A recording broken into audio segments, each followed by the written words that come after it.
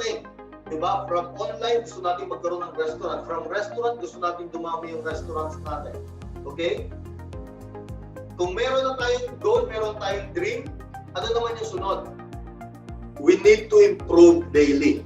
Okay? Again, para po marating natin yung dream natin, every dream po may katumbas na responsibility. Tama po? Ngayon, para marating natin yung responsibility, para marating natin yung pinapangarap natin na goal, mula doon sa kinatatayuan natin ngayon, kung nasan tayo ngayon, ang pagitan po niyan or yung gap, yung pagitan po niyan is our skill. Okay? To be able to handle more responsibility, you need to improve your skills. Okay? Because taking on a responsibility, ibig sabihin, meron na mga kinakailangan na skill na para ma-accommodate natin yung mga darating na problema in that level. Okay? So, kailangan po talaga na nag-i-improve tayo daily. Ngayon, bakit daily?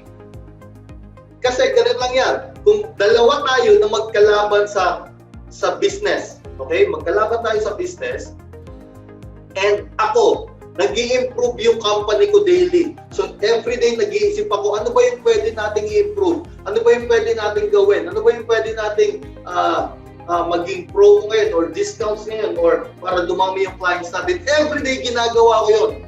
And yung kalaban ko, weekly siya nag-iisip ng bago. Diba? Sa tingin nyo, sino yung mananalo sa amin? Ang sigurado kong mananalo, yung nag-i-strive na mag-improve daily. Okay? So, kung nasan ka, let's say, meron ka ngayong online business or meron kang isang restaurant.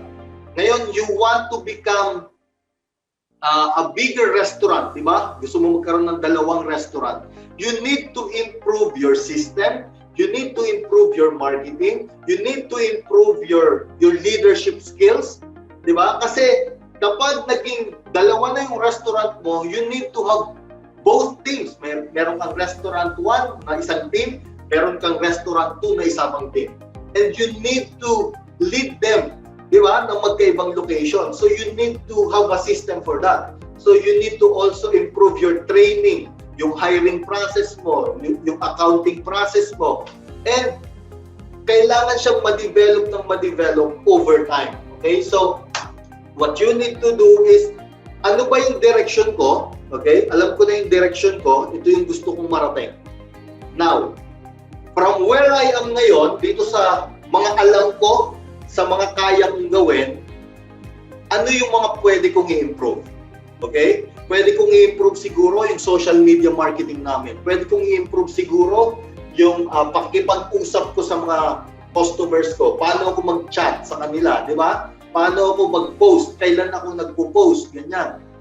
So, there is an improvement needed para maabot natin yung mga goals natin or mga targets natin for our business. Okay? And ito po yung napansin ko. Ang improvement po, it takes time. Di ba? Ako po, nung time na gusto ko pong matuto ng paggawa ng website. Okay? So, inaral ko siya from scratch. Okay?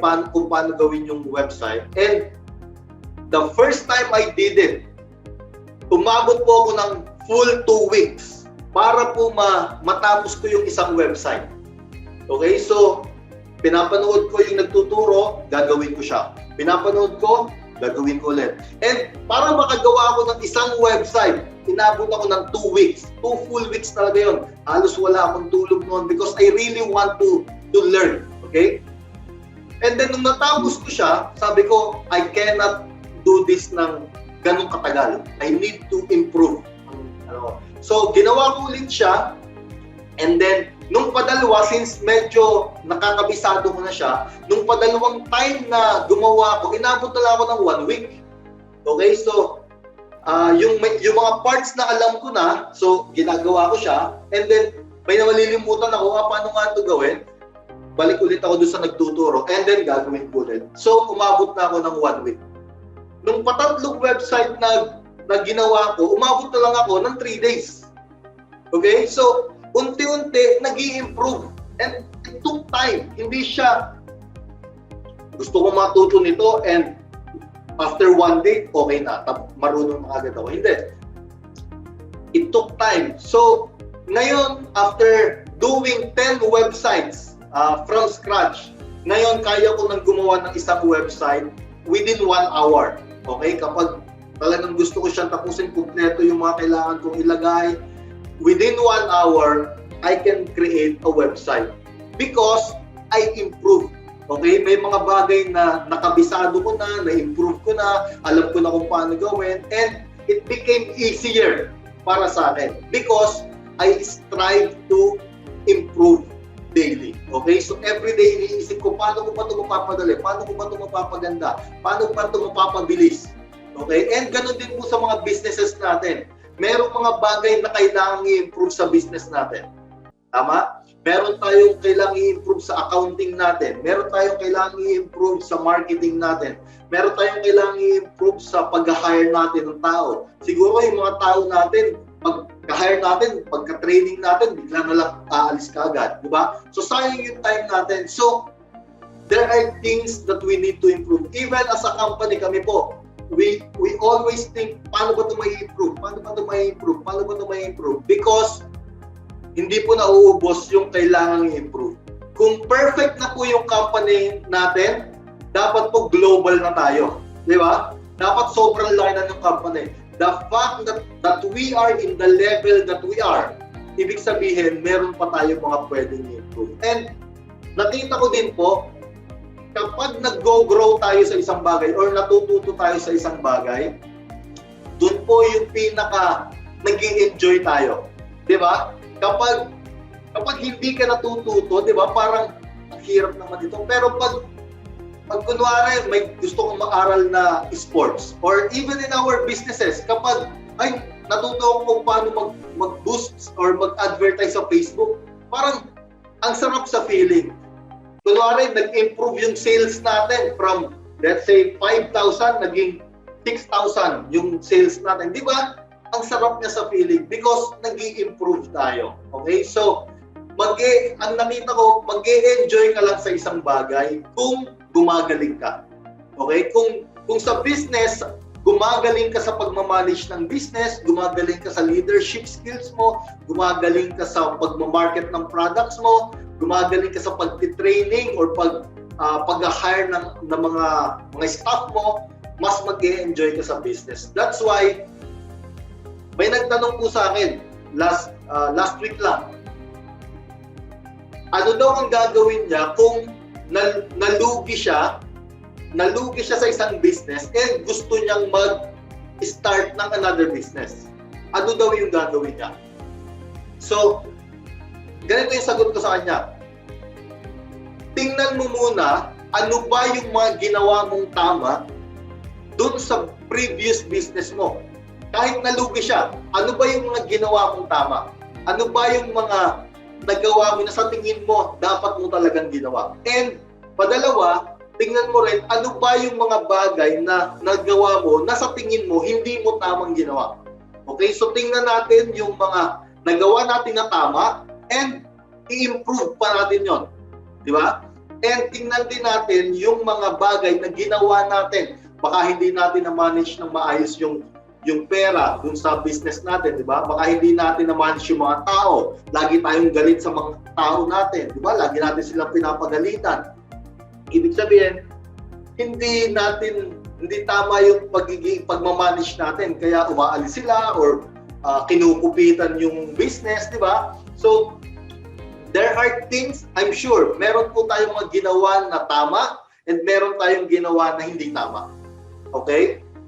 Tingnan natin yon and evaluate natin. Yung mga tamang ginawa natin, ituloy natin. And yung mga hindi tama, itigil natin or baguhin natin. Okay? Before you start another business. Kasi po, kung hindi natin ini-evaluate kung ano po yung mga tama at mali nating ginagawa, hindi po tayo mag-i-improve. Madadala natin siya dun sa bago nating business and mamamalayan na lang natin na bumabagsak na ulit yung business natin. Diba? So, we need to improving daily. It means you are thinking. Okay? Ano sa araw na to? Ano ba yung bakit kaya lumaki yung sales namin this day? Ano ba yung nagawa namin na tama? Ano ba yung ginawa ng staff ko para lumaki yung sales ngayong araw na to? Okay? So, we need to think. That's why sa mga business nyo po, I suggest po, look at it. Okay? Ano ba yung system natin? Ano ba yung system natin sa marketing? Ano ba yung system natin sa product development? Ano ba yung system natin sa operations natin, sa kitchen natin, di ba? Sa accounting natin, sa pag-hire natin or pag-training natin ng tao. Ano ba yung mga pwede pa nating i-improve? Okay? So, pag-isipan nyo po because dyan po nakasalalay kung yun pong pangarap natin or yung dream natin or goal natin, maabot ba natin? Kasi it's impossible na maabot po natin yung gusto natin kung hindi tayo nag-i-improve. Because we will not be ready. Hindi po tayo magiging ready sa responsibility na katapat nung gusto natin mangyari.